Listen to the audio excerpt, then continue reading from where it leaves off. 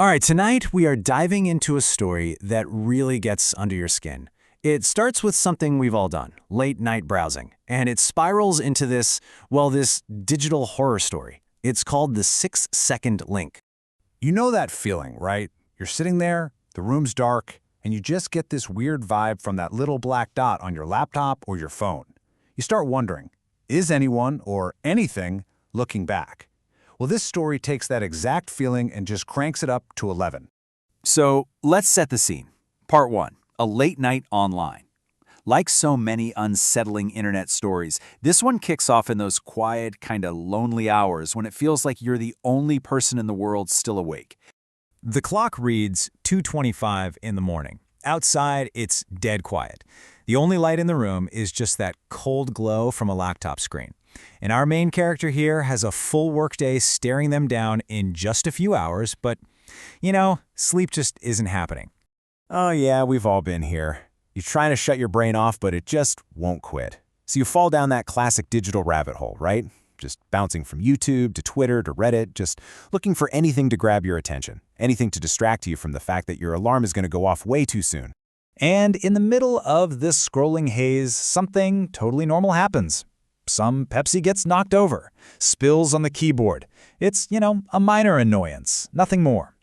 Our protagonist sighs, grabs a cloth, wipes it all down. And for just a second, the real world kind of breaks through. But then they turn their eyes back to the screen. And that's the moment. That's when things take a hard left turn.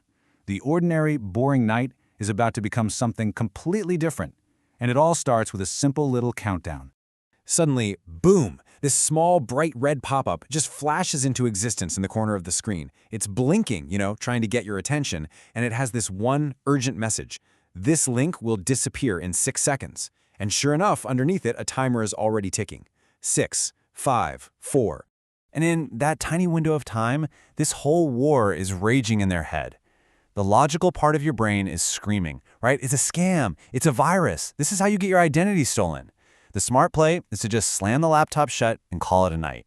But then, that other thought starts to creep in, that fear of missing out. What if this is actually something amazing, something no one's ever seen before?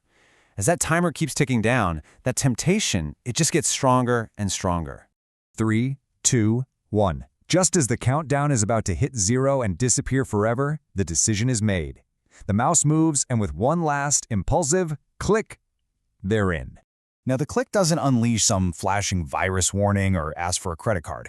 No, what happens is so much weirder and way more unsettling. A new tab just opens instantly, and the whole screen is filled with this dark, really grainy, totally out-of-focus video. Up in the corner, one word is glowing, live.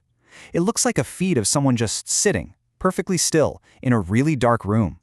Our protagonist just watches, waiting for something to happen, but the person on screen, they don't move a muscle. After maybe a minute of just this silent, still image, a second figure kind of emerges from the shadows in the background. At first, it's just standing there, but then it slowly starts to sway back and forth. And it's not a normal human sway. It's jerky. It's wrong.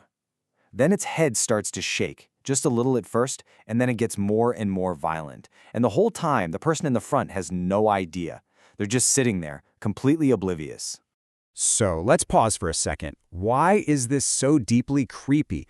Well, it plugs right into this idea called the uncanny valley. It's this thing that happens in our brains when we see something that looks almost human, but not quite. Something's just a little bit off. And instead of feeling empathy, we feel this powerful sense of revulsion and unease. It's why old ventriloquist dummies or bad CGI can be so terrifying. And that is the exact gut-level horror that our protagonist is feeling right now. But that deep sense of unease, well, it's about to explode into just pure, absolute terror. The story is ramping up to its big, shocking reveal. This is the question that's just screaming in our protagonist's mind. How can this person just sit there while that thing is doing whatever it's doing right behind them? Is this a setup? Some kind of weird performance art? They have to get a better look. So, to try and see more clearly, our protagonist leans in, just moving their head a little closer to their laptop screen. And in that exact same moment, the person in the foreground of the video feed does the exact same thing. A perfect, instantaneous mirrored movement. And this cold, sickening feeling just starts to wash over them. Their eyes flick up, away from the screen to the top bezel of their laptop, and they see it. That tiny little green light right next to the webcam. The light that is only on when the camera is active. It's glowing, steadily, in the dark. And the realization just hits them like a ton of bricks. This isn't a stream of some stranger in another country. It's not a pre-recorded video. It's a live feed from their own webcam. The person they've been watching this entire time was them. And look, this isn't fantasy. There's malware out there called a remote access Trojan, a rat, that lets an attacker do exactly this, silently take complete control of your camera without you knowing. The horror is that this is plausible. The screen goes black. Just like that, the live stream is gone. But the horror isn't over. Oh no, it's just beginning. As a protagonist sits there, frozen in the dark, they realize they made two huge, critical mistakes that night. Two choices. That's all it took. The first one was born out of simple late-night boredom. The second one was born out of pure, unimaginable terror. Okay, so the first mistake, obviously, was clicking that 6-second link. But the second mistake came from the terrifying logic of it all. If that was a live feed of them, and that thing was behind them on the screen, then that means it has to be in the room with them, right now. And their second and final mistake was looking under their table. And that's where the story ends. It never tells us what they saw. It leaves that final awful moment up to us, up to our own imagination.